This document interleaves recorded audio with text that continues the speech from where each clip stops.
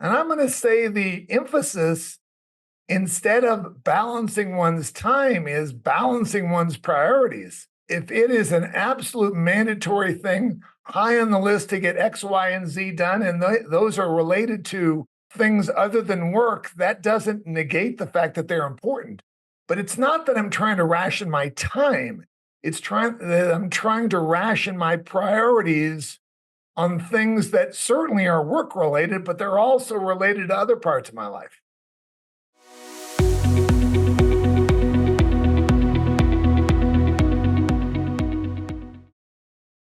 I have a very, very special guest for you to meet today, and I'm really excited about introducing him to you. His name is Mike Ross, and he's the founder and owner of Latticed Wealth Management Group, Inc. Prior to that, Mike spent almost 35 years at Morgan Stanley. He and his team have always taken a disciplined approach to investing and managing client relationships, a skill developed during his years as a captain in the US Air Force. Lattice works with individuals, families, businesses, and non-profit organizations. Their focuses are business owners prior to and immediately after a liquidity event, and millennial IT workers who need help managing multiple equity compensation plans. Mike, a very, very warm welcome. It's such a pleasure to have you here. Well, thank you, Nina. It's my pleasure to be here. Thank you very much. You've had a long career in corporate, and then you made the jump into becoming an independent financial advisor, which I'd love to explore with you in more depth. But first, can you tell us a little bit about how you came about to being the owner of your own private practice? So when I left the bank, I was obviously given the opportunity to go to another, big financial services organization or a small financial services organization. But really, because I wanted to maintain my team as it was, I wanted to have all of us working together and not having to spread everyone thin across an entire organization, and really focus on how we work with clients. I chose to, instead of shifting to another bank or something like that, going out on our own private practice, just both for employee development as well as to give us some tools we didn't have and would never have at a bank.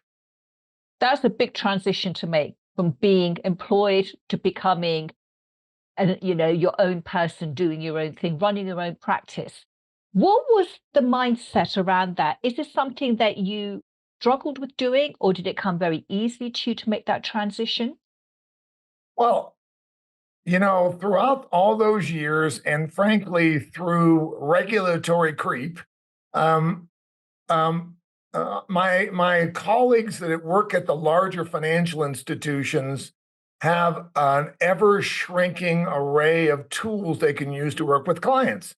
So the opportunity set to literally broaden out what I could do and have more tools to work with clients on was something I just couldn't pass up. It just made too much sense to be able to be independent and have that kind of latitude of ways to help clients.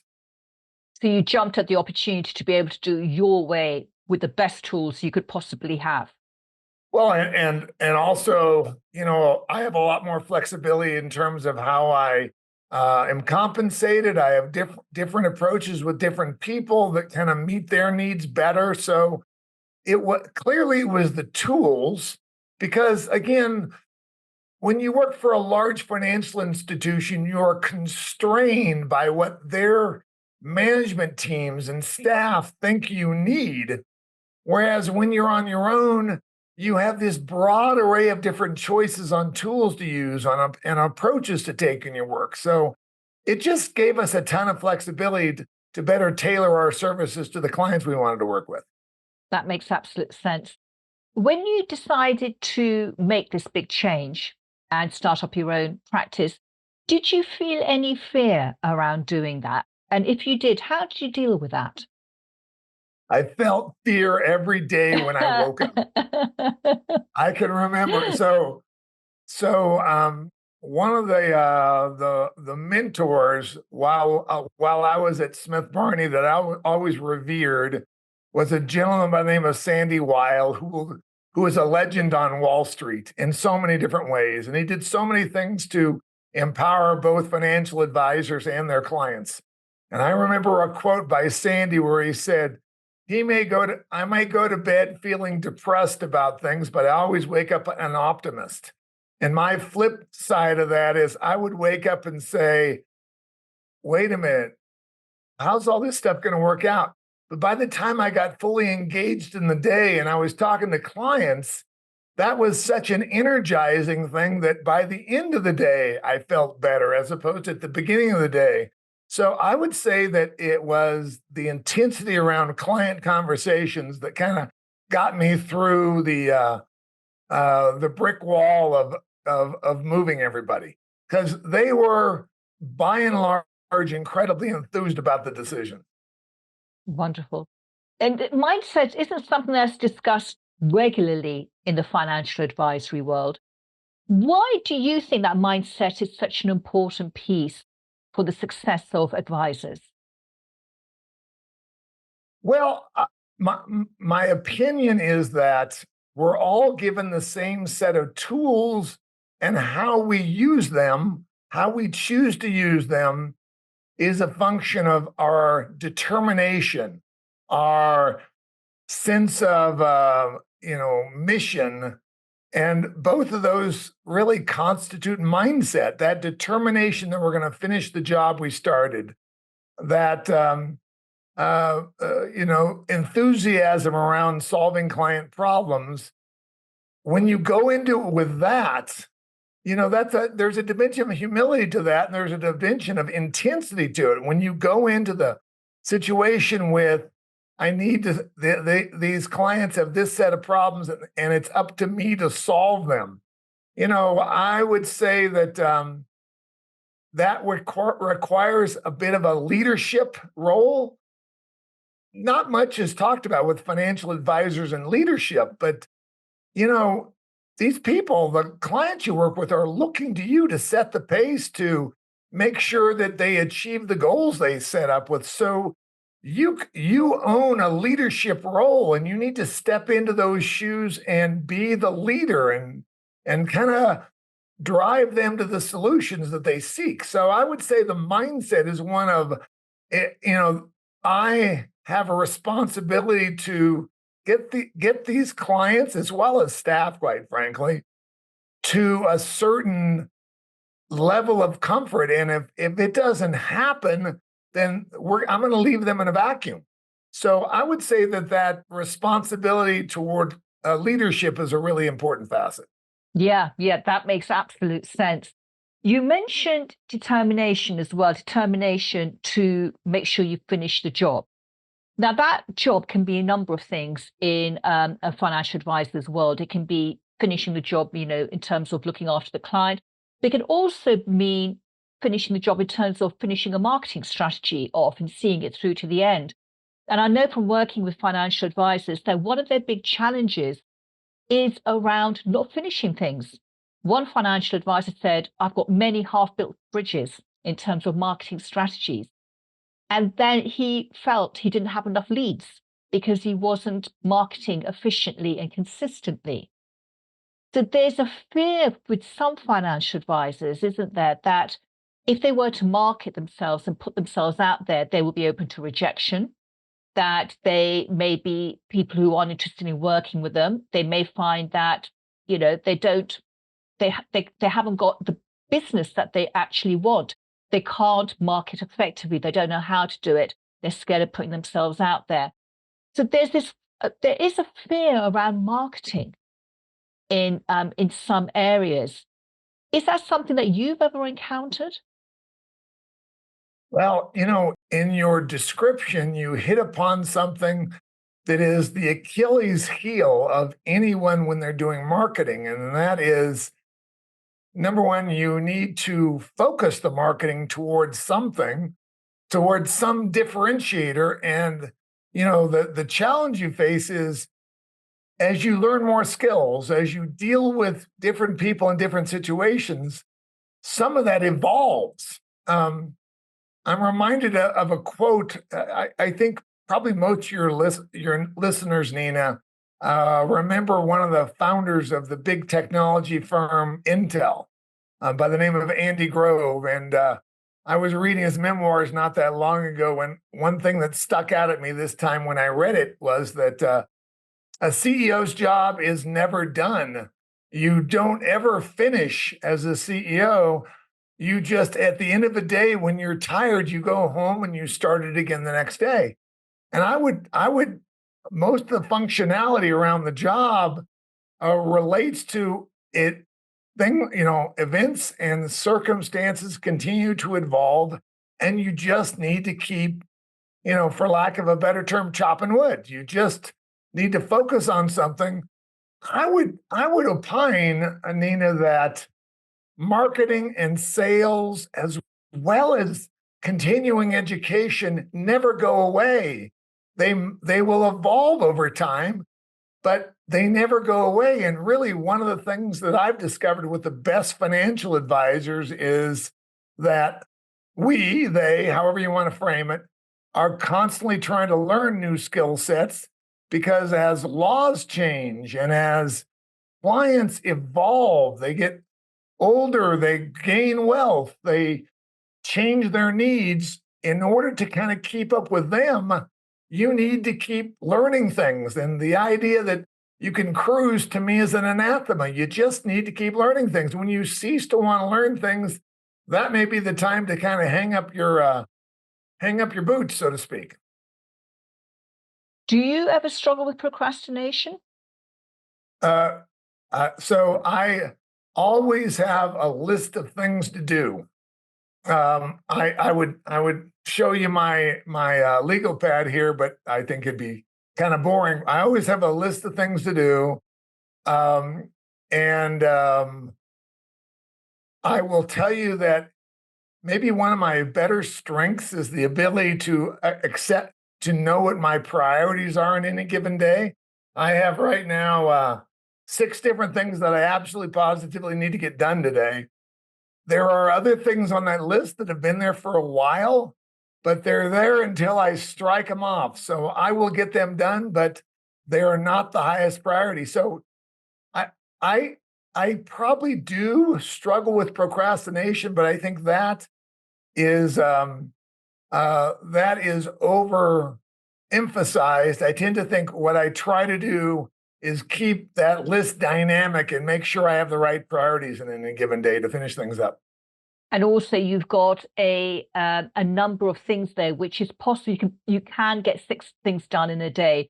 If you had 12, 15 things on that list to get done in one day, that would feel overwhelming. So it's keeping that list short enough that you can look at it and think that's achievable.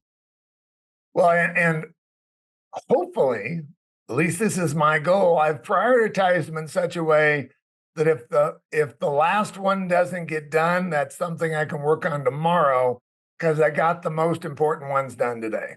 Yeah. And so when I finish the day, I don't finish it with a guilt complex. I finish it saying, I got back to Andy Grove. I got done everything I could possibly do today. I'll start tomorrow and I'll reassess my priorities. Yeah, absolutely. You mentioned that was an Achilles heel. What other Achilles heels have you noticed that financial advisors struggle with? So it's that blend between managing your clients, managing portfolios, and managing employees, and getting that balance right. There are days and weeks when I spend too much time with clients and too little time with employees training them. There are other days that or weeks that, because I think is important, I work more on kind of portfolio architecture and less with clients or employees. So the Achilles heel is getting that balance right. And I'll be the first to tell you that I come up short on that. And you just kind of continue to adapt as time goes by. Yeah, it's a juggling act, isn't it? Oh, it is. And you're not going to get the perfect balance, but it's striking it as close as you can. So it works, that every area is well looked after. Well, and one of the issues that I'm faced with is Um, and this is true in so many areas of life. If I seek to get everything right and I only come up 85% successful, I don't really have a guilt complex about that. Because if I'm trying to do that many things and I come up a little bit short, that still means I got a lot of stuff done. Absolutely. And perfectionism is a curse, isn't it? Well, it's something to aspire to, but it's not, it's something that you don't get hung up on if you can't do it. Yes, absolutely. Don't let it stop you from marketing and doing all those things.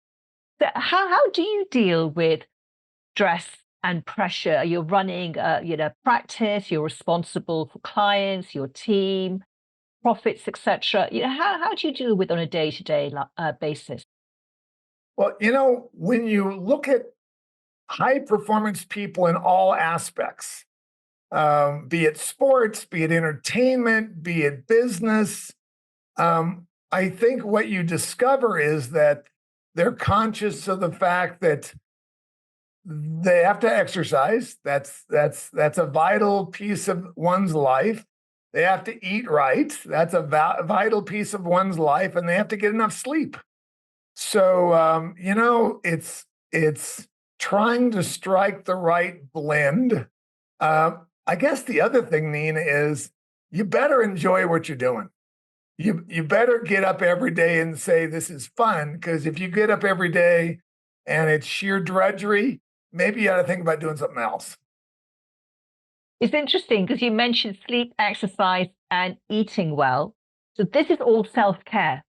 Sure. And it's something that many, many business owners overlook in their own lives. They're so busy looking after other people and making sure that their family's okay and everything else that they stop or they forget to take care of themselves. It's something, well, I'll get around to it in the new year. I'll start an exercise routine. I'll lose some weight. I need to sort out my sleep.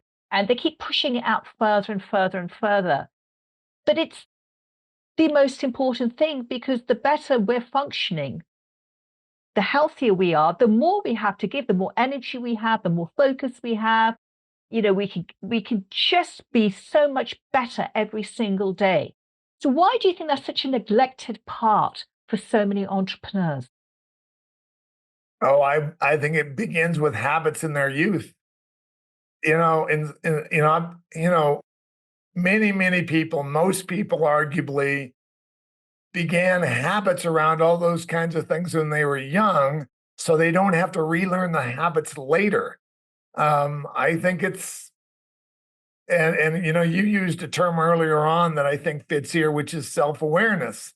If I've spent a week or two not exercising or eating in a poor fashion, or certainly not getting enough sleep, I can feel it after a handful of days, and you got to catch up. And so that also goes, and this is kind of back to priorities. There's this concept. I'm going to kind of turn a very well quoted concept on its ear right now, which is this emphasis on what is described as work-life balance. And I'm going to say the emphasis, instead of balancing one's time, is balancing one's priorities. Um, if it is an absolute mandatory thing high on the list to get X, Y, and Z done, and those are related to things other than work, that doesn't negate the fact that they're important. But it's not that I'm trying to ration my time. It's trying that I'm trying to ration my priorities on things that certainly are work related, but they're also related to other parts of my life. Yeah, that's so important, the work-life balance. And I know of many advisors who work very, very long hours. But that can be also because they're not great delegators. They feel they have to do it themselves, other people can't do it as well as them, and they end up sometimes doing low cost per hour work when they could be giving that to someone else to do. So that's another thing, isn't it, about how to manage your time well and make sure that you're working on the high priority activities rather than busy doing admin and things which you shouldn't be doing. So I think the way I view that is I'm going to try to delegate things, but I'm also going to build into the system, build into the checklist, if you will, a feedback loop so that I can see after an activity whether it's done the way I want it to be. And then if it isn't, I can tweak the series of steps, the checklist, if you will, on doing it. Um, uh, and I really am comfortable with delegating because I think I can clearly tell people what to do. And then I discovered the way I described it isn't what they heard. So that kind of goes back to emphasis on that employee interaction, which, as I think you know, is ever more challenging in this work from home world. You have staff that wants to work from home, and that makes it tougher on the manager getting that feedback loop in. So I would say it's tougher to run an organization now than it was pre-pandemic because of this, the ability to work from home in so many cases. How are you working around that? How are you making that work for you and your team? Well, so you just, I did a really poor job of this initially, and then I read a couple books about it. And what you realize is that because there's no kind of, if you will, water cooler time anymore, there's no time where between a call you can walk in and talk to somebody. You have to be very deliberate on making sure that you have um, regular and disciplined ongoing conversations and document sharing and information sharing with employees, both on a one-on-one basis as well as in a group. It's harder now than it was 5 years ago. It's harder now. But if you're going to make it work, you have to figure out a way to do it. Yeah, and the hybrid working looks like it's here to stay, doesn't it? It does. It does. I don't think that that one's going to go back in the box anymore. I think we're in the world we live in today. Yeah, it was a very rapid transformation, wasn't it? Almost overnight. Man, was it ever? They were all scrambling to adapt to it.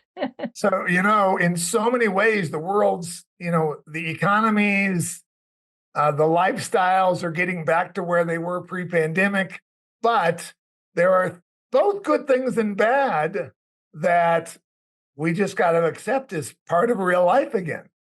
And those are new things that we didn't have. I mean, you think about all the different technological innovations that have come over the last 25 years. Well, this is just yet another innovation. And, you can use it or you got to be attentive to it. You got to try to blend different forms of contact. I find that with clients too. There's some that only want to text. Now, you can only text so much before you have regulatory issues and you have to talk. So what the pandemic has brought us is a couple more dimensions of communication, and you have to be very, very thoughtful about which type of communication you're going to use in which set of circumstances. It's just the world we live in now as opposed to the way it was pre-pandemic. Yes, absolutely. And we're very lucky because we can adapt. We are creatures which have adapted many, many, many times. It's really the way that we look at it. Is this something that's going to hold us back, or is it something that could be another opportunity for us? It's always the reaction, isn't it, to a new situation, which is the most important thing, not the actual situation itself. Well, so Nina, I'm gonna tip my hat to the British Empire here in that you and I are talking on different sides of the Atlantic. I had a conversation earlier today, and this kind of goes back to, frankly, the Spanish-American War. I had a conversation with one of my employees that's in the Philippines.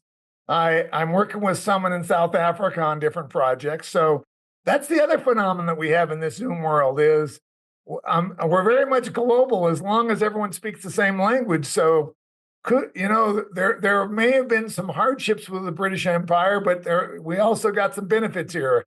Talking to people in India and in South Africa and in the UK as well as America, and it ends up being a good thing.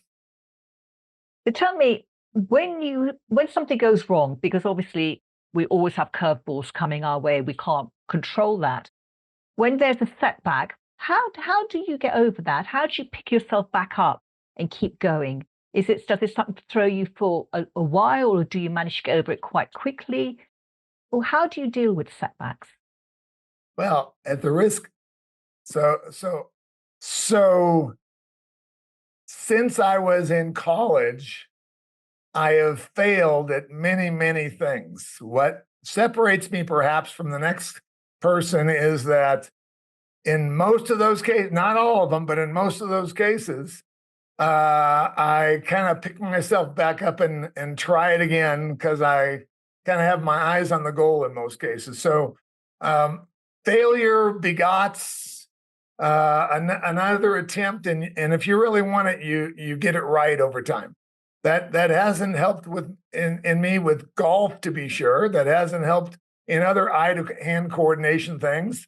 But then I go another direction. I do other kinds of exercises. But I guess the point I'm making is I ended up both in college, in my Air Force time, and certainly throughout my financial advice um, career. I've always kind of aspired to get to a higher level, and I've not always achieved it the first time. So you just kind of come back and try it again in a different way.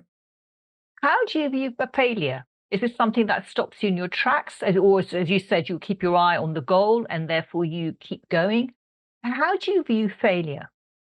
Well, I guess I perceive I don't really perceive it that way. I perceive that I tried something a particular way. That way didn't work. I still want to get to the end goal. What's a better way to do it? So I've never really, again, going back to college, I've never really viewed it as okay, I can't do this.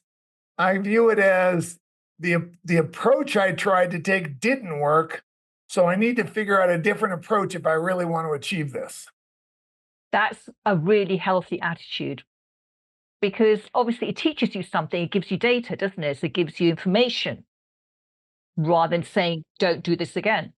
Well, and I guess the other thing that we can't overlook in this is that has become a habit over time. So once one starts, um, once one fails at something and doesn't pick it back up, then that begins a habit. Okay, okay, it won't work, so I'm not going to try again. And fortunately, going back, as far back as I can remember, I haven't had that habit. So for that may and that may be something that your listeners kind of need to rethink how they react to a setback. It's not it's not fatal. You're going to fail at things if you try to achieve things. Some of them you're going to fail at. You just got to reinvent it and try a different direction. Yeah, that's really powerful advice. And this goes with risk taking, doesn't it? Fear of failure, fear of taking risks. It's the same thing. What if the risk doesn't work? What if it costs me money or time? So what about you? Because, you've obviously taken risks in your life. We've all taken risks, whether we think we're a risk taker or not. What's your attitude towards taking bigger risks in business in terms of, adding team members on, maybe opening another office, transitioning into your own practice? How do you approach taking risks? So let me kind of revise the question just a little bit because I think this is very useful. Um, when I'm faced with uh, options on something, you can do it three different ways. My mindset goes to, okay, what is the downside? What are the what is the price of failure with the option I want? And if the price of failure is something I can accept, then I'll take that option. If I can accept the price of failure, then I will take the most aggressive option. And if I cannot, and there are plenty of cases when you cannot, then you try a different direction where you can accept the downside. And you can go. There's plenty of stuff written on this. I'm not going to belabor, but You go into it and say, okay, this is the option I want. If this one doesn't work out, what's the punishment? What's the pain? And that's really how I tend to make most decisions these days. Okay, I want to do this. If it blows up on me, what's the price of failure? And if I can accept the price of failure, I'll take that. I'll make that decision. Interesting. And I know you've written a book, haven't you, about transitioning and creating, opening your own practice. And I think it's something that you said you've written for younger financial advisors. Yeah. So, and I've discovered this more so in the independent space, because of the culture I was in.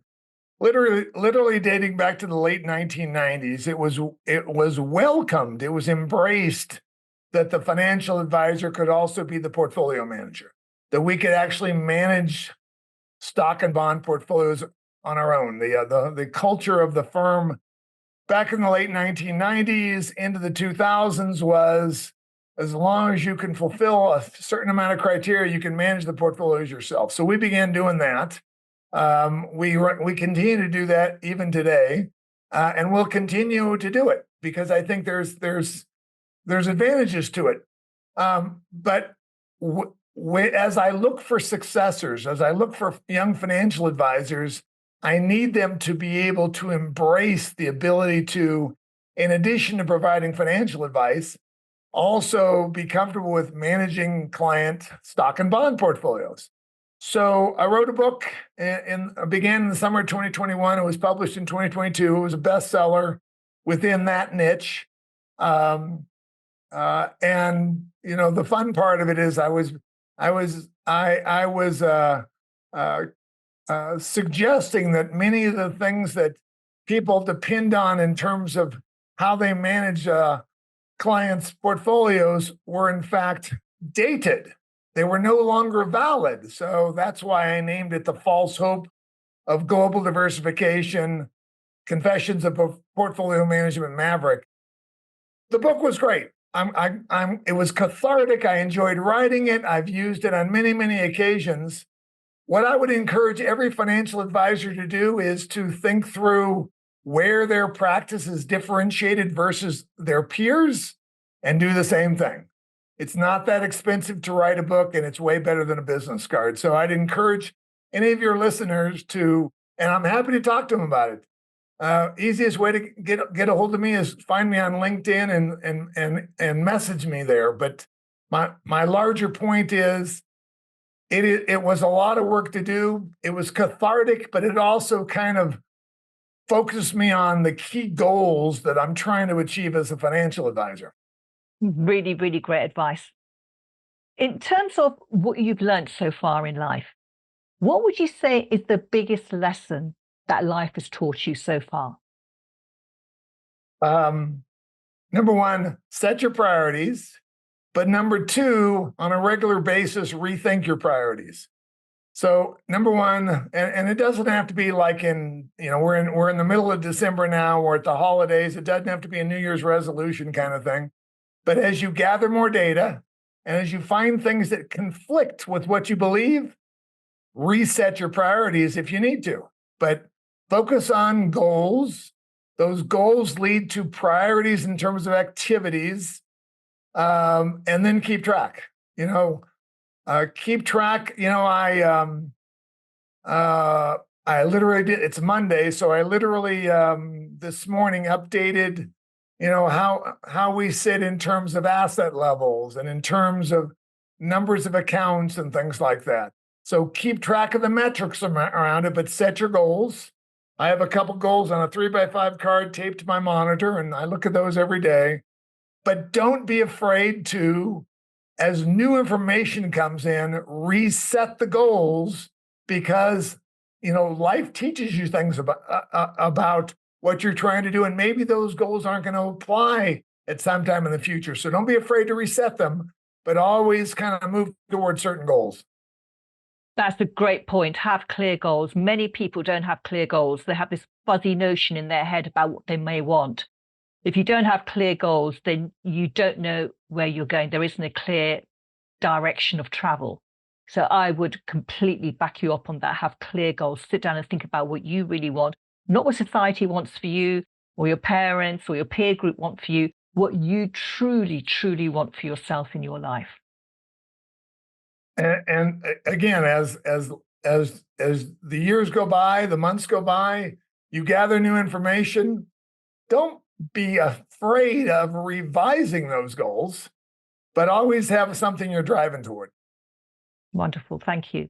And Mike, final question. How can our listeners and our viewers find out more about you and the amazing work that you're doing? Well, I've spent more time in the last 6 months that I've spent on LinkedIn in the last 6 years. One thing that's occurred with LinkedIn is since Microsoft bought it, they've really put a lot more muscle into it. It's easy to find people. I will say literally that I have a call scheduled for later today. I looked at the gentleman's name. I couldn't remember it. So I found it. So I found him on LinkedIn and I knew exactly what we were going to talk about. So I would say leverage your LinkedIn presence. And I'm Michael P. Ross on LinkedIn. You can find me there. I check my emails on a very regular basis. So that's a good way to make contact. Wonderful. Thank you. And for anyone who wants to contact Mike about writing their own book or anything else, let's reach out to him on LinkedIn. Thank you so much. It's been amazing having you on the show. And thank you for sharing all your wisdom and all your experience and all your mindset tips with us today. And for everyone who's been listening and watching, thank you so much for joining us. Until next time, bye-bye for now. Thanks, Nina. I appreciate it.